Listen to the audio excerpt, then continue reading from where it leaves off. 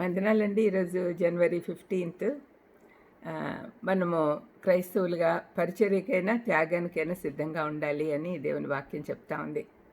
రోమా 12:1 కాబట్టి సహోదరులారా, పరిశుద్ధమును దేవునికి అనుకూలమునునైన సజీవ యాగముగా మీ శరీరములను ఆయనకు సమర్పించుకొనుడని దేవుని వాత్సల్యమును బట్టి మిమ్మల్ని బతిమాలుకొంచున్నాను. ఇట్టి సేవ మీకు యుక్తమైనది. ఇది పౌలు మనందరికి ఇస్తున్న సలహా.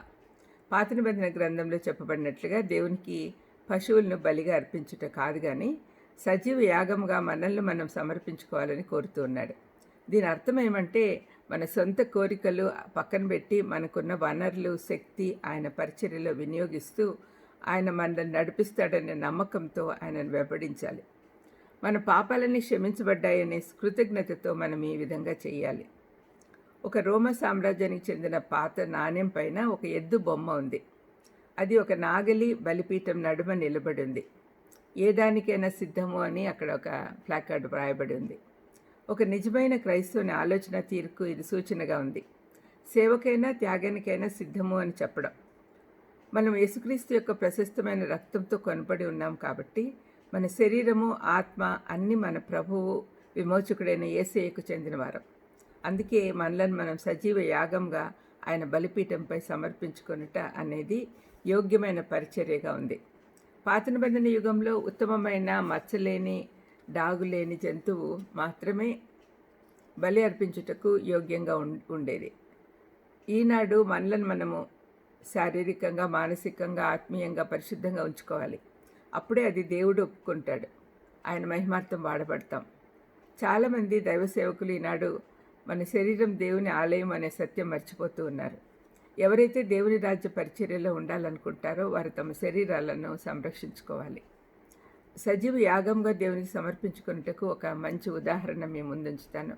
జరిగిన సంఘటన, ఒక మిషనరీ జీవితం ఇది. ఒక మొరేవియన్ మిషనరీ వెస్టిండీస్లోని ఆ దేశంలో అణిచివేయబడిన బానిసలకు సువార్త ప్రకటించుటకు వెళ్ళాడు. కానీ వారి దగ్గరికి పోలేకపోయాడు. కారణము, వారంతా కష్టపడి పనిచేస్తారు పగలంతా. రాత్రి అయ్యేసరికి చాలా అలసిపోయినందున అతని మాటలు వినలేకపోయేవారు. అతను ఎన్నో ఆలోచనలు చేసి ఎన్నో మార్గాలు వెతికాడు, కానీ అతను ఓడిపోయాడు. అప్పుడు అతనికి రోమా 12:1 వాక్యభాగం జ్ఞాపకం చేసుకొని ఒక కష్టతరమైన నిర్ణయం తీసుకున్నాడు. తనను తాను ఒక బానిసగా అక్కడి తోట యజమానికి అమ్ముడుపోయాడు. ఆ స్థానికులతో కలిసి పనిచేసే అవకాశాన్ని సద్వినియోగం చేసుకున్నాడు. అప్పుడు కొంచెం, ఇప్పుడు కొంచెం దొరికిన సమయాన్ని బట్టి కొన్ని క్షణాలైనా సరే ప్రభువుని గురించి మాట్లాడి వారి హృదయాలను మార్చగలిగాడు. అతను సువార్త కొరకు తన ప్రాణం పోగొట్టుకున్నాడు, కానీ అక్కడి వారి హృదయాలలో జీవించి ఉన్నాడు. తన సాక్ష్యం ద్వారా అనేక మందిని క్రీస్తు యొద్దకు నడిపించాడు. మనకున్న వనరుల నుండి కొద్దిగా ఇవ్వడము గొప్ప విషయం కాదు. అది చాలా తక్కువ ఇచ్చినట్లే. మనల్ని మనం సమర్పించుకున్నప్పుడే మనం నిజంగా ఇచ్చినట్లు అవుతుంది. ప్రార్థన చేసుకుందాం. దయామేడ స్తోత్రం ప్రభా. తండ్రి, మేము సేవకైనా త్యాగానికైనా సిద్ధంగా ఉండాలి అని ఈరోజు జ్ఞాపకం చేశారు నాయన.